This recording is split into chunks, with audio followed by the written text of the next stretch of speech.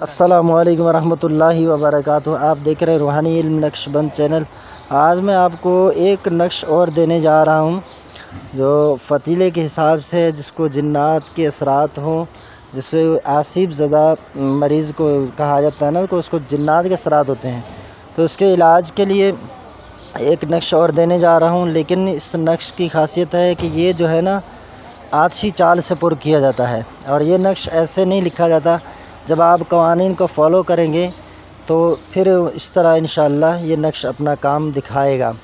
तो ये बहुत ही ज़बरदस्त नक्श है। और इस नक्श में एक ख़ासियत ये भी है कि मरीज़ का जो नाम है ये नक्श के पुश्त पर लिखा जाता है, उल्टे जानिब मरीज़ का नाम और फिर उसकी वालदा का नाम। मर्द है तो बिन लगाकर फिर उसकी वालदा नाम लिख दे, अगर औरत है तो बिनते लिख कर उनकी वालदा का नाम लिख दिया करें।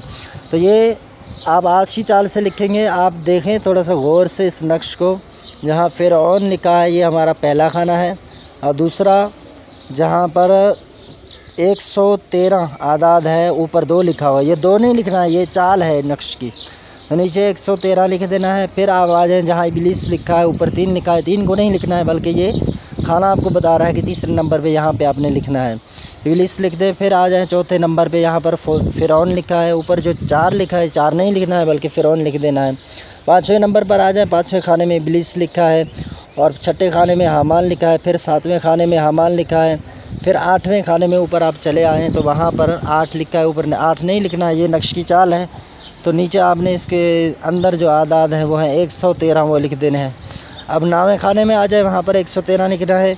फिर आप चले आएंगे अपने खाना नंबर 10 में हामान लिखा है, खाना नंबर 11 में हामान लिखा है, खाना नंबर 12 के अंदर इबलीस लिखा है, फिर खाना नंबर 13 के अंदर फ़िरऔन, फिर इबलीस 14 नंबर पे, फिर 15 नंबर पे 113, और फिर अपने 16 नंबर पे फ़िरऔन लिखा है।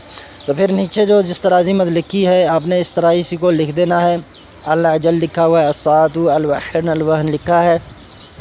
इसको बनाकर आपने अब जिस मरीज़ को जिन्नात के असरात हैं, आसिब ज़दा जो मरीज़ है जिसको बार बार जिन्नात के मसाइल होते हैं, अब आपने पहले तो ये करना है कि 2-4 आप ज़्यादा बना लें अपने पास। अब इसको आप जो है ना लपेट कर एक साइड से जो है ना आग लगा दें। जिस तरह सिगरेट बनाते हैं ना, इसी तरह आप इसको बंद कर लें, लपेट लें।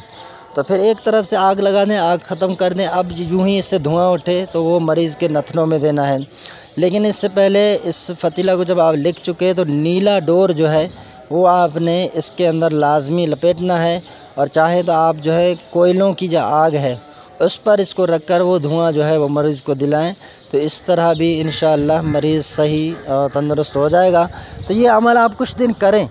जब मरीज़ को मसला हो आप खुद से करें, किसी आमिल के पास ना जाएं। इंशाअल्लाह अज़्ज़ा वजल अल्लाह पाक ने चाहा तो हमेशा हमेशा के लिए मरीज़ जो है जिन्नात के असरात हों, आसिबी असरात हों, ये सारे ख़त्म हो जाएंगे और मरीज़ तंदुरुस्त और सही हो जाएगा। आमिलीन क्या करते हैं, जब आप उनके पास जाते हैं ना, तो वो या तो ये करते हैं कि इस तरह का धागा देते हैं कि ये जो मरीज़ है हर महीने हमारे पास आए धागा लेने के लिए, या 3 महीने बाद या 6 महीने बाद या तो साल में ज़रूर आए, ताकि हमारे पास जो मामलात हैं पैसों के वो थोड़ा बहुत चलते रहें। क्योंकि आप एक तो नहीं जाते हैं उनके पास, जो भी जाते हैं उन सबके साथ यूँ ही काम करते हैं। अब उनका सिलसिला यूँ ही जारी और सारी रहता है। तो फिर अवाम में मशहूर है बस फ़लाँ साईं से धागा लाते हैं तो फिर सही होता है, वरना तो ये सही नहीं होता। तो इस तरह के कुछ मसाले अमल की इजाज़त के लिए अगर आप हमारे चैनल पर नए आए हैं तो हमारे चैनल को सब्सक्राइब कर दें। आपको अमल करने की इजाज़त है।